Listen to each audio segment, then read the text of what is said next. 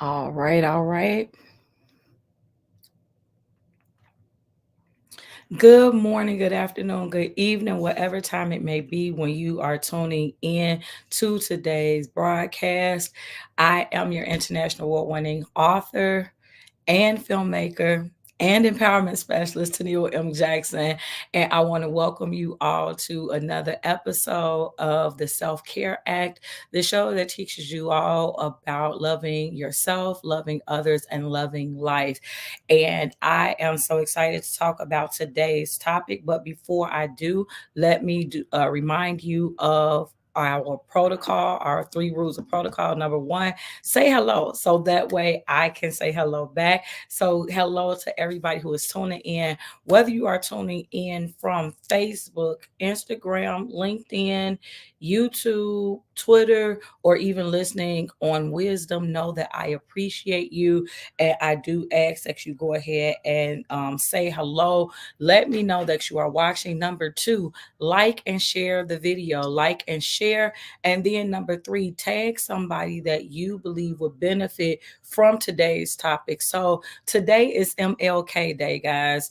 For some people, it means something. For some people, it doesn't. So it really just depends on who you are and what you do in the world, right? And so I am being honest, I'm not a person who the fact that it is MLK Day, it does not change what it is that I do, right? It doesn't change how I do like I live the same way regardless. I have an appreciation for who Dr. King was. I have a great appreciation for everything that he did. But it's not like at my house we don't have like a celebration to honor Dr. King or anything like that. I think sometimes the best thing that you can do to honor somebody is to do right, to do what they have taught or to do what you have learned from them. And that kind of perfectly segues us into today's topic, which is does personal accountability matter anymore?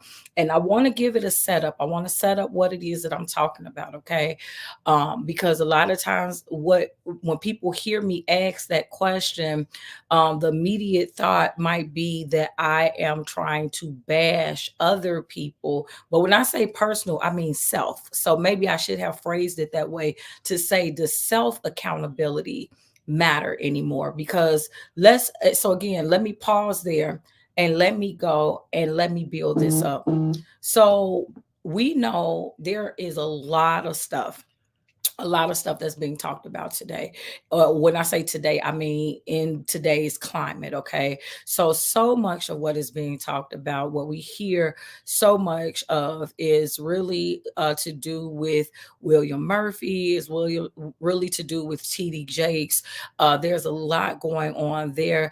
Obviously, again, there's still remnants coming from the Cat Williams situation, his interview on Club Shay Shay, and all of the different people that he, spoke out against.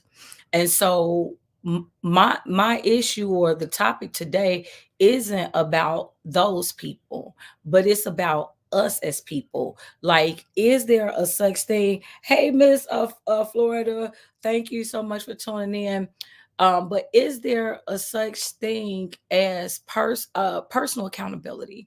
So let me just jump in a little bit more. Let me go a little bit further. So a lot of times, it's so easy. So let's go within the church realm. Okay, I'm gonna start there. A lot of times within the church realm, you'll look at again the likes of Bishop T.D. Jakes and Bishop William Murphy. I've heard a lot of talk about Kirk Franklin lately. Obviously, when Leandria Johnson was really, prevalent and there was a lot of things said about her. And here's my point. As a believer, I guess my question is, we understand that public figures in whatever realm, public figures have a level of social responsibility, right? So if I'm living a wretched and ratchet life, then I need to not be in public. It's hypocritical, contradictory to tell other people to live one way, to do one thing when you are doing something else. I understand that 150%, and I agree with that, right? We are all human. So the big thing is that um you have people, because I'm trying to figure out how to say this right, y'all. Like, because, and when I say right, I just mean because it's hard for me to know how to tiptoe on stuff. Like, I normally just go right in, but I'm trying to really like say this in a way that will get everybody to understand where I'm coming from. So it is not that I don't understand that as a public figure, you have a social responsibility. Meaning, if you understand that people listen to you, that people are influenced by you, that you have a particular responsibility toward those people, right? But I guess my question is, at what point does it then become your responsibility to live right? Hey, Miss Michelle. Hey, Pastor Barbara. At what point does it become your responsibility to live right or do right, regardless as to how those who are influencing you lives, right? So before, you know what, before I even go more into the church, let's start at the basics. Many people are not raised in a home where many people are not raised in a home where they are taught a particular religion, right? And again, this is not about religion, because if you know me, to know me is to know that I am a person that is a huge advocate on relationship. I do not, because religion can become its own religion. Hey, elder, religion can become its own religion. So I am not one who has an agenda to push religion. I am one, if we're going to talk about it, which we ain't doing today, but if we're going to talk about it, what I would be pushing is Jesus. What I'm pushing is having a relationship with him, not under what denominational umbrella in which you do it. Okay. But that's not this show. But here's my point. When we start out, many people don't grow up, they're not born and raised in a family that trains them the right way, right? And here's what's crazy. I really didn't learn that until I was an adult, because I grew up in a household. Like, both of my grandfathers were pastors, my father became a pastor. So all my life I grew up in church, born and raised in church. That don't mean that I did everything right, y'all. Let me put that out there. But the point is, I thought that because that's how I grew up, that that's how everybody grew up. So I was probably close to 30 before I learned everybody ain't raised the same way you raised. Is that just me? Did anybody else feel that way? Does anybody else feel like that? Hey, Miss Tabata, I'm looking at Hey, Miss Tavetta. Hey, Miss Portia. Thank you for everybody that is tuning in, whether you are tuned in on Wisdom to Dr. Robert and to Robert over there, whether you're tuned in on Instagram, YouTube, X, Facebook, LinkedIn. Hello to all of y'all. But did anybody else think that too? Like, did anybody else think that because you were raised a certain way, regardless of how it is, because you were raised that way, that that's how everybody was raised? Because you were taught certain things, those were the things that everybody was taught. Because you did certain things, that's how, that's how everybody did. Like, that's honestly what I thought. Pastor Barbara says kids learn that later, just like I did.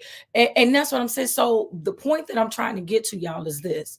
So there are times, believe it or not, there are times where whether you were raised by both parents, either or, maybe it was a grandparent, maybe it was a foster parent, a step parent, whomever it is that raised you, um it becomes a point in your life, and maybe not for everybody, so let me just keep it with me. I had to live long enough to learn that everything that my parents taught me, it wasn't right. Like, they did, and it's not to condemn them. I believe everything in me believes that they taught me what they knew, or that they taught me the best that they could. They taught me what they were taught, right? So, in some order, I believe that everything they taught me was in a good spirit. In other words, like they had the best of intentions. So like my parents taught me the things that their parents taught them, or they taught me what they had learned, or they taught me what they knew, right? What life had taught them.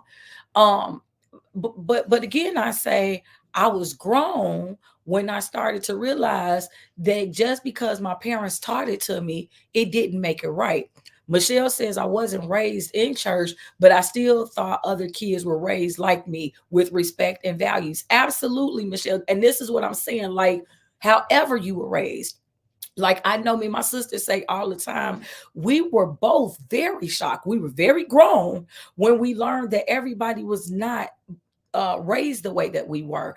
And and I think even like with predators and stuff, hey Miss Mayola, with predators, I think that they are hoping that we all were taught that whole what goes on in the house stays in the house thing, right? With that mentality that you don't speak out and that you don't do those things. But again, I don't want to get too deep into that because that's even a different show. But here's the point that I'm making, because we're talking about personal accountability. And I so for a certain while, because your parents teach you, they teach you certain things. So they are the ones, whoever it is that raised you, they are the ones to help to shape, build who you are. They are the ones to help shape how you think, how you see, how you perceive the world, right? And so, yes, they have that responsibility. But here is my point: at some point in your life, you are then charged to be able to know whether or not what you were taught, whether or not that's actually right. Just because you were taught it, does it make it right? Right. So just because people didn't have ill intent, that does not mean that what they taught you was right. Just because they were nice when they were teaching it to you, it doesn't mean that what you were taught was correct, right?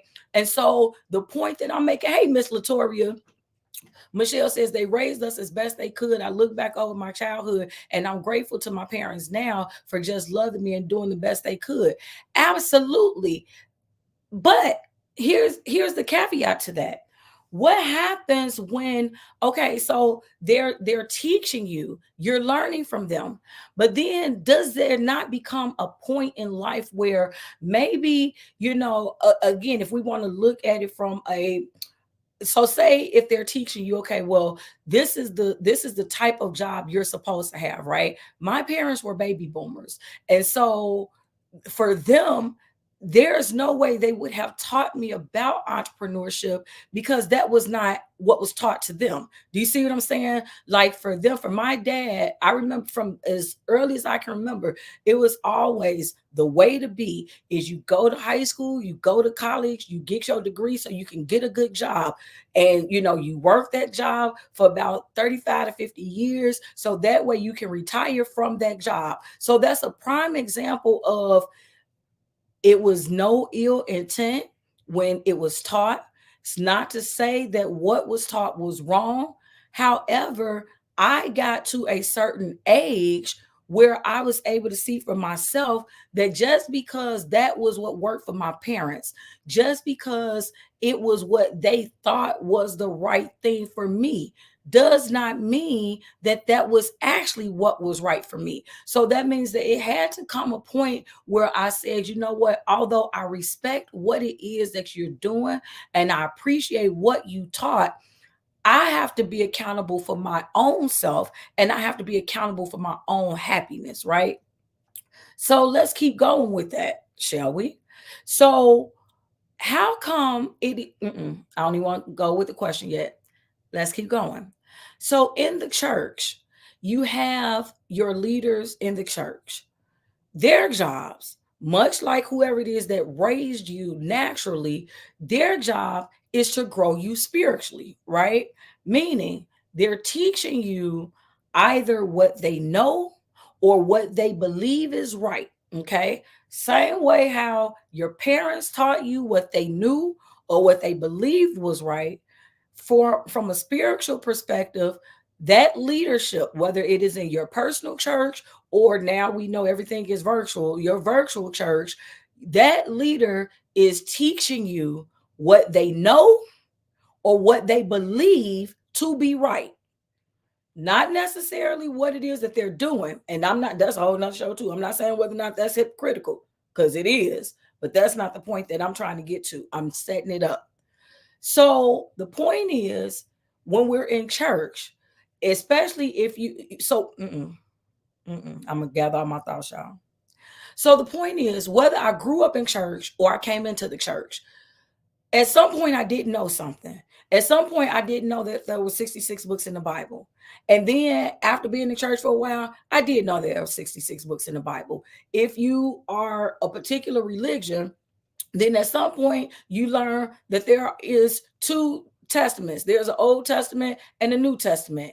At some point you learn that there are 39 books in the Old, 27 books in the New. At some point you learn about who Matthew, Mark, Luke, John were. Like, you didn't necessarily know that these people were disciples. You were not born knowing who these people were. Somebody, whether it was your pastor, whether it was a prophet, an evangelist, a teacher, somebody taught you the things about the Bible. Somebody taught you that there is an Old Testament. Somebody taught you that there are 10 commandments. Somebody taught you about Christ dying and being resurrected, because you didn't just come here learning that. Everybody with me? Everybody with me? Okay. So the same way, and so this is really, I know it took me almost it took me about 15 minutes to get here, but this is where I want to stay. So the same way that when we are young and we come to a realization that our parents did the best that they could, and we don't allow ourselves to remain stuck based upon what our parents taught us. Like, once we either learn better, learn different, or learn enough. So either we learn better, meaning we know that what they taught us wasn't right. We learn different. So, okay, you taught me that all I could do was this, but there's also that. Or we learn enough. So I got enough of what you planted in me to be able to make decisions and judgment calls for myself, right? Better, different, enough. Then we are like, okay, we can go ahead and now moving forward, whatever choices we make, it's on us, right? Why is it that we can understand that naturally, but then spiritually, we feel as though there is some excuse that now we have? So if we find out that whether it's our personal pastors, whether we find out that it's celebrity pastors, when we find out that other men and women of God, people that we probably on our own appointed on this pedestal position, they probably did not ask for it, but it was something about them that made you want to put them up here. When we learn that they are not living right, or when we learn that they didn't, we feel like there should have been more that they taught us, because we learn more, we learn better, we learn different. It then it's almost as though it nullifies the things that were taught. So let's go a little bit deeper. But first, let's see what Michelle said. She says, but are we to depend on them solely for our spiritual growth? And now, come on, Michelle, because that's where I'm going. My old bishop, rest his soul, always told us to read the word for ourselves and get the understanding and knowledge from God. I didn't go too far off topic. No, you did not. Listen, but because you're going exactly where I'm trying to go. The Bible says that we ought to study to show ourselves approved, right? So this is where the heart of the topic is coming in at. Personal accountability. Hey, Zoriante, personal accountability. Do I think if any of these allegations against TD Jakes, and I want to be respectful, Bishop TD Jakes, if these allegations are true, do I believe them to be despicable and deplorable? Absolutely. Will I allow whether or not the allegations are true? Will I allow that to shift me from my relationship with God? No.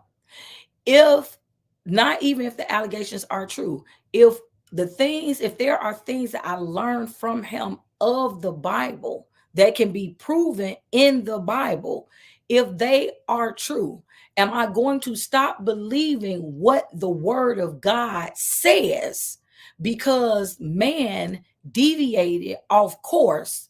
Will I allow that to stop me from believing in God? No.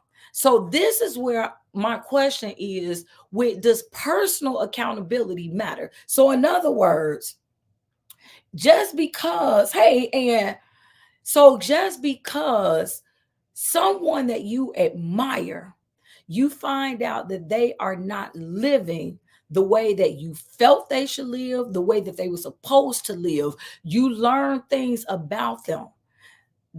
Why is it that we feel that somehow that gives us a pass from living right? So because you find out that your parents didn't tell you everything, now all of a sudden you get a pass to not pursue the right thing.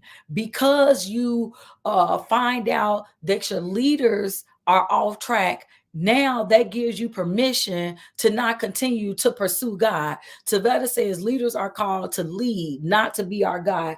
Absolutely, Tavetta. And this is what I'm talking about. At some point, you got to take personal accountability because nobody is telling you, well, only listen to, and if somebody is telling you to listen to them instead of God, that right there should be some red flags for you. That right there, I don't care what the leader is, I don't care what his platform is, I don't care how many followers he or she, I'm saying he is, his or hers, whoever it may be.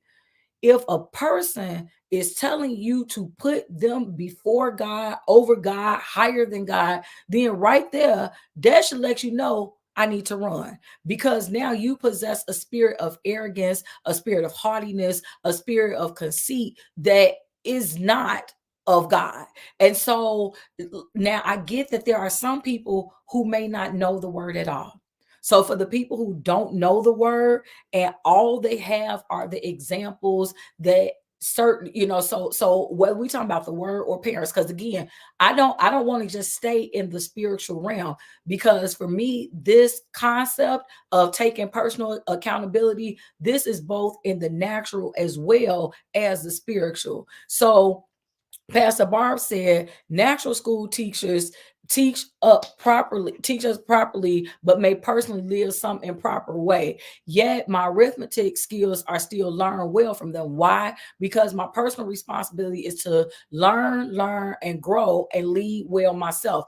Absolutely. So that's really y'all hitting it. Y'all are hitting it and y'all getting it. So I'm glad that is connecting, because it's like it's too many times that what we are doing is we're acting as though that we have a get out of jail free card if somebody that we admire goes to the left. So now because somebody else is living wrong, now somehow that excuses me from having to live right, because I found out that my parents didn't teach me everything. Now somehow I'm exempt from having to learn what the right thing is, because I find out that my overseer, my leader in whatever realm, I don't care if it's your boss on your job, I don't care if it's your pastor, your Sunday school teacher, like once you the Bible says you know better, you do better.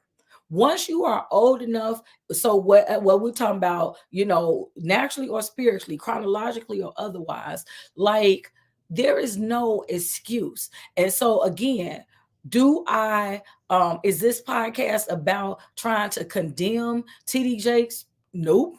Am I excusing his behavior? Nope. But am I about to allow his behavior to deter me from doing what's right? Nope. This podcast is not about Bishop William Murphy. Am I aware? Did I see the videos just like everybody else? Yep. Am I allowing that to deter me? Nope. Am I holding him on some pedestal and oh my God, I can't move forward because I can't believe? No, No, absolutely not. Michelle says we are all capable of falling and should therefore pray for those who do. Come on, Michelle. Michelle, see, you keep on. I feel good because, like, I feel like we fluid. So that means if I wasn't laying the foundation, you couldn't get there if I get there. But I love it. She says when people become judgmental of them that fall, that means that they put them on a pedestal and saw them higher than they should have. Let me tell you something. Being a leader, almost every room I go into, I am a leader in that room, and that is not being conceited. That's just what it is. That's not arrogant. That's like facts. You can look at paper. I am a leader wherever I'm at, whether it's some organization I founded or I'm sitting on a board. Mostly every room I go in, I'm a leader. In those same rooms, I tell people, don't ever think more of me than you think of yourself. And in rooms that are not religious, I still say the same God. Hey, Nate, I still say the same God that you asking for me to pray to for you, I need you to pray to for me. I'm not above anybody. Like, I might go in some rooms where technically I have more degrees than some, but I'm never going to talk over anybody. Why? Because the truth of the matter is that none of us are better than any of us. Like, somebody gonna hit me and try to say, well, the people, you better than the unsaved folks. Depending on how you want to look at it. Why do I say that? Do I consider myself saved? Don't consider myself. I know myself to be saved. However, can I tell you something? I needed the same grace that they need. The only difference is that I've already made my decision. They've yet to make theirs. So whenever they get to a point that they don't want to be out there living worldly anymore, and they ask God to forgive them and they repent of their sins, and now they're ready to live right, the same grace that was extended to me will be extended to them. Why? Because God is no respecter of persons. So whenever they decide to make that change, then guess what?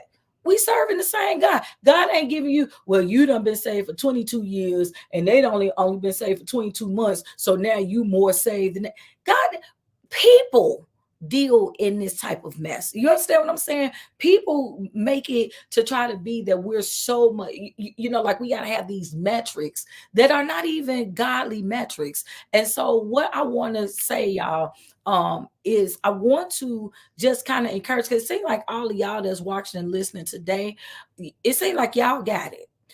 So I want to like kind of encourage you guys and pass it on to y'all, to pass it on to other folks, because there's somebody out here, they don't got it. They don't understand that we are all people. And can I just make it, let me just make it spiritual for a quick second. Can I tell you that all people are a mess if not for the grace of God? This flesh is a mess. Do you understand?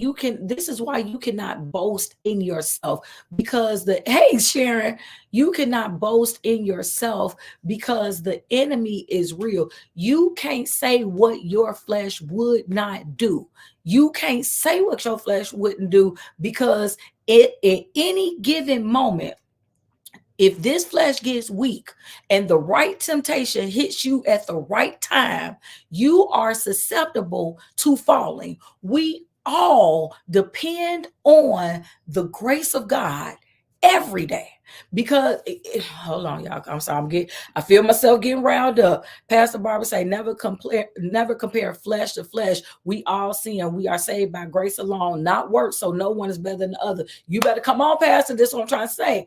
And this is my point. Like, at the end of the day, everybody trying to make it be, because fleshly eyes want to compare, and fleshly eyes want to put yourself better than somebody else. But I'm trying to tell you something. You better do. My grandmother would always say this: if you spend 6 months of the year minding your business and 6 months leaving everybody else's alone, you'll be in a much better place. So I'm not telling you to be ignorant of the things that's going on in the world. Like, yes, we see the things that go on with the news. We, unfortunately, there are times when we are bombarded by it. And that's why I told y'all, I think it was a week ago, I told y'all that I am going to be making a conscious effort to reduce even my screen time. So whereas I normally would easily go an hour to an hour and a half half. I'm making a conscious effort to reduce it by, by half. So 30 to 45 minutes. And even though I know that when I'm coming,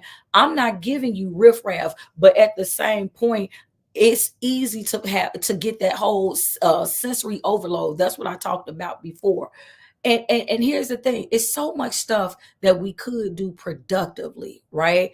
So much stuff we could do productively. But again, these are the things I'm talking about, that your flesh, instead of spending your time doing things productively, it's so easy to get caught up in all of the gossip that's going on. Click this link, click this link, click this link. And then it becomes so overwhelming, overstimulating. Tavetta says, I thank God for grace to run my race at the pace of his sufficient grace. Girl, you better come on with them bars. Come on. Sharon says we all fall short. Michelle says fleshly eyes want to see everybody else's faults so that they don't have to deal with their own. Come on. And if you want to, let's stick there for a minute. If you go to the 7th chapter of Matthew 7 says that it says, judge not that ye be not judged, right? Because whatever you judge, the same measure that you judge in, it's that same measure that's going to be put back onto you. And I don't know about y'all. Hey, Miss Sharice, I don't know about y'all. Look, I know I done been saved. I know that I am saved,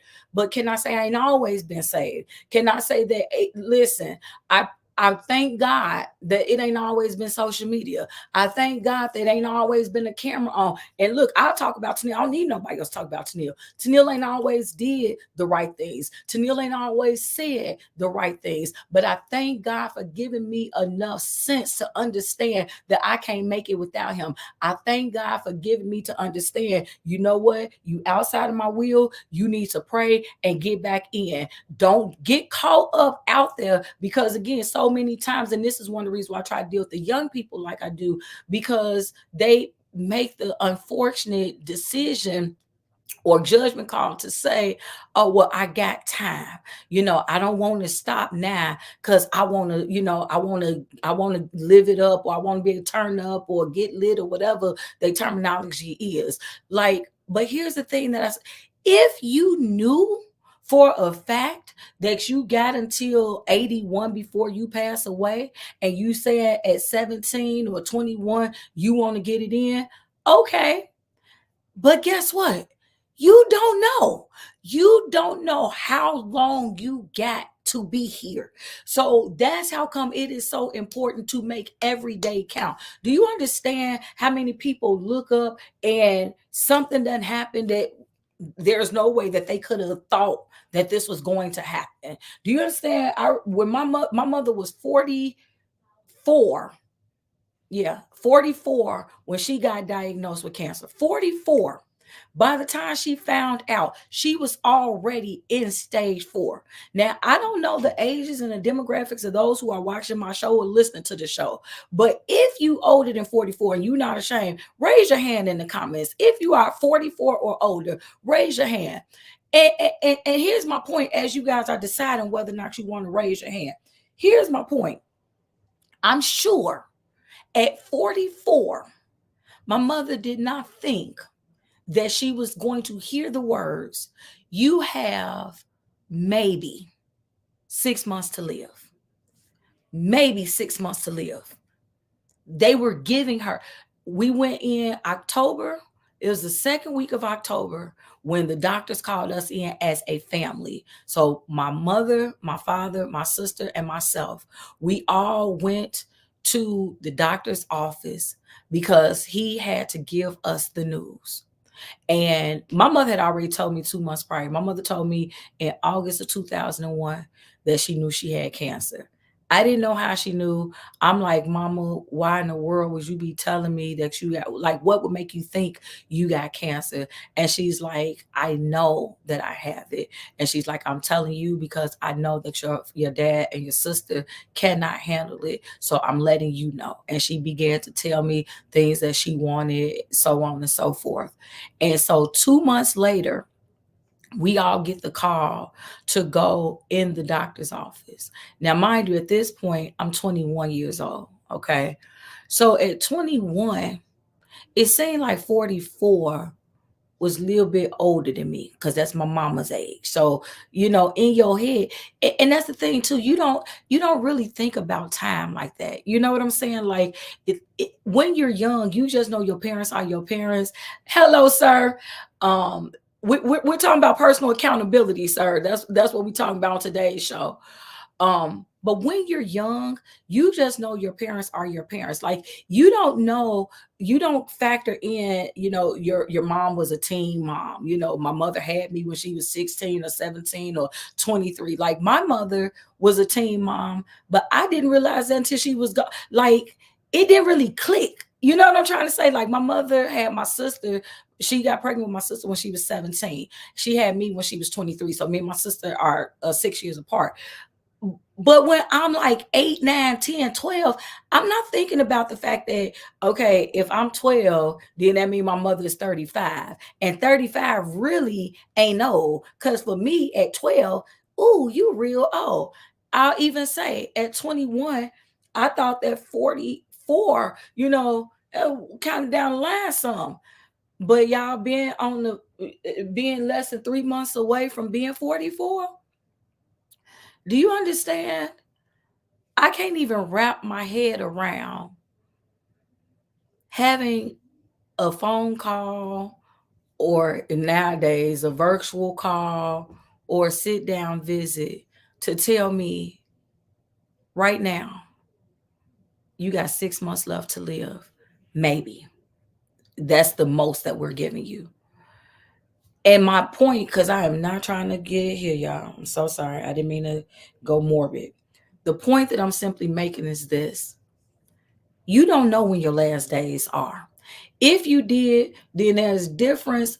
Go ahead, do whatever you want to do. Hey, I'm only 35. I got time 73, so I got a little bit of time, because that's how people seem to think. But can I tell you, the reality is you don't have time. You don't own it. You don't know how many days you got here. So instead of spending your time judging somebody else, instead of spending your time being caught up in other folks' business, instead of spending your time talking about, well, because TDJ shouldn't have, William Murphy shouldn't have, and I can't believe that this one did this. What are you doing? What are you doing with the information that you have now, personally, spiritually, whatever? What are you doing with that? How are you allowing the things that you were taught from the days of your youth, whether it was by your parents, your teachers, your siblings, you go spiritually with those leaders? How are you using the information that you have to better impact yourself, so that way, or better equip yourself so that you can be impactful for others? Because believe it or not, this world is not purpose. Your life is not just purpose so you could sit back and watch and see what other people are doing. Everybody that's on this earth that got breath in their body is purpose to do something. Everybody. Whether you are called to a global stage, whether you're called to lights, camera, action, you might just be called to your household. And when I say just, please understand, I simply mean in relation to the other things that I'm saying. There is no calling that's any less or greater than the other. It's all about being obedient. So please, y'all, as I'm wrapping this up, please, y'all, do me a favor. Please don't let what these folks are doing or not doing get you in trouble. If you know what you was purposed to do, if TD Jakes, whether he guilty or not, let's just name some folks that's been caught in controversy, because all of them done. It's been something said about all of them. What's the pastor? John, is it John Gray? John Gray been saying stuff about. Mike Todd been saying stuff about. Sarah Jakes been saying stuff about. Joyce Meyer been saying something about. TD Jakes, William Murphy. You name a pastor, and 9 times out of 10, something done been said about them. Please don't let the fact that somebody else is there's something said about somebody else to impede you from walking in your purpose. Pastor Barbara says, my older sister and I had a long distance call just recently, reflecting on what I'm talking about, or on reflecting on the fact that that her mother was 31 years old when she had Pastor Barbara. She said, and she was her seventh child. She is my shero. Do not think on that. Yeah, you don't think on that when you're younger. Absolutely. Absolutely. And then Michelle says, time will be here before you know. Let me tell y'all something. Let me finish reading. Then I'm gonna tell you something. Latoria says, be a testimony on the level of your calling. Absolutely. If we were in public, something could be said about us. And this is what I'm saying, y'all. Like, every day you live should be intentional. Live every day like the cameras are on wherever you go, right? Like, it should. What gets people in trouble is when you're living a double life. It gets you in trouble if you live in one way in front of folks and then one way somewhere else. But I'm going to even say this again. I don't care if you live in a double life, a triple life, quadruple life.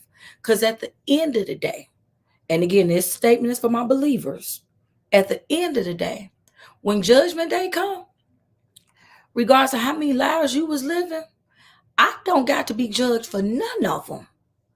No matter how many lives you was living, you the one that got to go before God.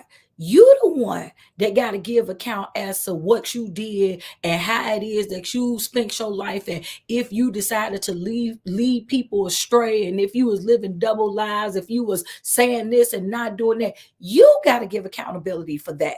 I don't have to give accountability for Jakes, for Murphy, for Todd. I ain't got to give accountability for nobody but Tennille. And do you understand that me trying to be accountable for me, like, there's nothing that I can do? Because again, I told you I have not always been perfect. I said always been perfect. I ain't perfect now. I am not perfect. I ain't always been saved. I ain't always did things the right way. I ain't always thought the way that I think now. Ain't always said the things I think now. For a long time, I struggled with low self-esteem, had battles with depression, had stress disorders, had a whole lot of different things that was going on with me. But by the grace of God, that he came in and changed my mind, that he renewed me, that he restored me, so that now I understand who I am and whose I am. And that allows me to live intentionally, and it allows me to live on purpose. You understand what I'm saying? But please understand this, that even if in all of this, somehow I still fall, somehow I still make a mistake, y'all don't let that stop you from doing what you're supposed to do. If you believe, so let's just use me as an example. If for some type of way, in some type of way, if I have been able to encourage you, what I say I educate and empower. If I have been able to educate and or empower you along the way, if you have listened to me throughout the days, weeks, months, years, however long you've known me, if you have listened to me, if you've seen me, and if there is something about me that has helped to inspire you, that has helped to edify you, to encourage you, to motivate you, take that. Don't look at, oh my God, because I thought Tennille was all up here, and I can't believe that I saw her do this, or I can't believe I heard she did that. Because so what? That does not affect you. You don't have to give account for what I'm doing wrong. I think it was Michelle that said it earlier. You pray. If you see people falling, you pray for them. Pray for them. And especially if you feel like that they were actually legitimate. And because again, at the end of the day, flesh is flesh. All of our flesh is flesh. It takes the Holy Spirit for all of us. Because anytime you walking on your own, you are susceptible to falling. So don't ever get so arrogant as to say, oh, I done been saved for 20 years, so I know I ain't gonna do this. Baby, you don't know that. You don't know that, because again, I say, given the right temptation, the right set of circumstances, you don't know what your flesh would do. Absent of the Holy Spirit, you don't know what your flesh would do. So don't let nobody get you off course. Once you, if it's somebody, because again, I'm finna be done, y'all. Coach, this is my third close. Hush. But listen, seasons, reasons, and lifetimes. Everybody that you encounter is not supposed to be in your life for the duration of your life. Absolutely. Thank you so much for tuning in. Everybody that's in your life is not supposed to be in your life for the duration of your life. There are some people that you may know them all your life, but maybe the time that you spend with them will be heavier at some points than others. It might be a reason why your path has to cross. And I think about, like, there are a lot of people that I met because when the season when I had my bookstore, a lot of people that I came across in those years, I still know them. If I reached out to them now, we're cordial, nothing negative happened. But the season, the reason for us being connected, the reason that has come and gone, that purpose has been established and it has expired. They're doing what they're purpose to do. I'm still doing what I'm purpose to do. It might be seasons that people come into your life. And when people come into your life, realize the reason why they're there and get that lesson, right? Let me see. Michelle said our eyes should be on God anyway. Come up. That's the whole thing.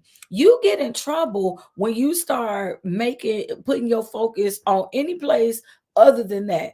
Pastor Barbara say that's right. Prayer will not only help them, but your heart to remain humble. Come on, come on. And Pastor Barbara is one. She said, "Love your bookstore. Glad I got a snapshot of it in action with the women." Absolutely, absolutely. And so Michelle goes on to say, if we keep our eyes on God, we won't see what others are doing. Well, we would, but we wouldn't get caught up in judging them. Absolutely. And then Sharon does said what's gonna make me end the show because you ain't finna have me crying in front of folks. She said that she's proud to say that she knows me. And you know I love you too, Miss Sharon. But listen here, y'all, for real, for real, for real. Let me wrap it all up. First of all, let me say this. Every day, what I try to do, I try to live on purpose, y'all. I try to live, not try. I don't try. I do. I live with purpose. I live in purpose and I live on purpose every day. Every day, it's intentional. Every day. When I get up, every day, when I get up, Lord, what would you have me to do? Some days that might look like interacting with y'all. Some days is carrying out certain things that's on my list. Certain days is other things. But every day there is something that I'm purposed to do. And can I tell you that it's the same for y'all? And without, whether I know you personally or I don't know you personally, whether I know what you do or I don't, can I tell you how I am 100% confident that every day that you see there's something your purpose to do because you're alive to see it. Do you understand that it's so many people that didn't make it to see 2024? So many people that didn't make it to see January 15th, 2024. So the fact that you are still here means that you still have purpose. So God don't do anything by coincidence. Ain't coincidence that you're still here. Whether or not you're choosing to use this time wisely, whether or not you're choosing to use this time to walk in your purpose, that's your call. But do understand that every day that you're alive, you got an opportunity to get it right. You got an opportunity to walk in your purpose and walk in your calling. And so that is how I'm going to end it. Hey, Miss Patricia, that's how I'm going to end that thing. Um, Wait, let me let Pastor Barbara say this. When we live on purpose with intention, we must at times pivot our priorities. Absolutely. Because when you live on purpose, it's not about you anymore. When you live on purpose, is you have a nevertheless mentality. Nevertheless, not my will, but your will be done. So in that regard, you can say whatever you want to say about me because it's not going to change me from walking in my purpose. It's not, what you say about me means nothing to me because, again, I'm not responsible for how you feel about me. I'm responsible for how I feel about you. As long as I'm not harboring any ill intent towards you, I don't have any hatred, any malice, I'm not doing anything negative to you. I can't control how you feel about me. Only you can control that. If I have done anything to offend anybody, I try to stay in a constant state of, you know what? I don't even want to say apology, but humility. I'm not above reproach. Anybody can reach out to me. We can talk about it. But if you want to sit in your mess, then that's not on me because I ain't never finna do that. If I got a problem with anybody, I'm gonna let you know. Not in a mean way, but I don't hold grudges. That's not something I've never been good at that. I don't hold grudges. I don't hold hatred, malice, none of that in my heart. Because life is too much bigger than that. I can't allow stuff like that to hold me back. Let me see. Dr. Robert says personal accountability is the ability to take ownership of your actions and their consequences, both positive and negative. Absolutely. And that's what I'm saying in a nutshell, guys. So please don't get too caught up with all of this stuff that's happening with celebrities online, offline, whether it's people in your church. Like, I know because we're in the world, you're going to be connected to it, or you're going to see it. Even you can try as best as you can to not see it, but there are certain things that you're going to see. But don't allow yourself to be affected by it. Like, if there was somebody that did something, if they did something that was positive that helped to influence you, hold on to that and allow that to shape you to help your walk. But if they did something negative, then baby, let that go. Don't let that be enough to stop you from doing what you were called to do, because your call does not change regardless of what anybody else is doing. The expectation that God has for you to walk in your calling, I don't care who all is found guilty. It don't change the expectation for your life. So I'm gonna let that be it, y'all, because I don't went over what the time was I was trying to go. But I hope that this helped to encourage somebody. Because listen, y'all, we got enough negativity that's going on. We don't need none extra. Like, when you see somebody, before you go to judge them, condemn them, tear them down, if you can't help them, please don't hurt them. If you ain't got nothing nice to say, nothing good to say, just scroll on by. Keep the negative comment, keep the negative meme, just keep on going, because it's doing nothing but tainting you. It's tainting you. You can be nice as much as you want to be. You ain't got to let the fact that other people being ignorant make you be ignorant too.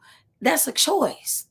So, y'all, make sure that you are taking accountability for everything that you do. Because at the end of the day, you are the one that has to give account for you. So thank you guys so much. Don't forget that you can be a sponsor of the Educated and Empowered podcast. So if you would like to be a sponsor of the entire show, the entire week, the entire month, get in touch with me. Let me know. Rates are extremely affordable. If you just would like to have a commercial play, you can either send us a commercial or we can make the commercial for you. Obviously, that's for a fee. Contact me. We can do that as well. But I just want to thank everybody so much for tuning in. And do not forget that tomorrow will be an all new aspects of entrepreneurship. And so we'll be starting at 5. We'll be live at 5. Fingers crossed, y'all. That will be live at 5. At the very least, it'll be in the 5 o'clock hour. Your girl's still trying to get consistent. But thank you for everybody that tuned in. So whether you were on social media, whether you were, oh, hold on, y'all. Wait. Those of you who are on social media, y'all stay here because Darlene is in my queue and I don't want to end. So I'm hopefully you guys that are on visual platforms will be able to hear her. So I'm gonna bring Darlene up to the microphone and allow her to have her say. How you doing, Darlene? Uh-oh. I was trying to let Darlene come on up and have her say. So let me see. We're gonna see if she come back up. Darlene, you coming back up? So those of you who don't know what I'm talking about, I'm also simulcasting on the Wisdom app, which is an Audible only app, not a visual app. And the listeners there get an opportunity to come to the microphone. And so I did not want to leave the show or end the show without having her come if that's what she so chose to do. So it doesn't look like she is coming back to the microphone. So, oh, wait, hold on. Yes, she is. I I think she's coming, y'all. Hold on, y'all be patient with me. Give me one quick second. Hey, Miss Darlene, how you doing?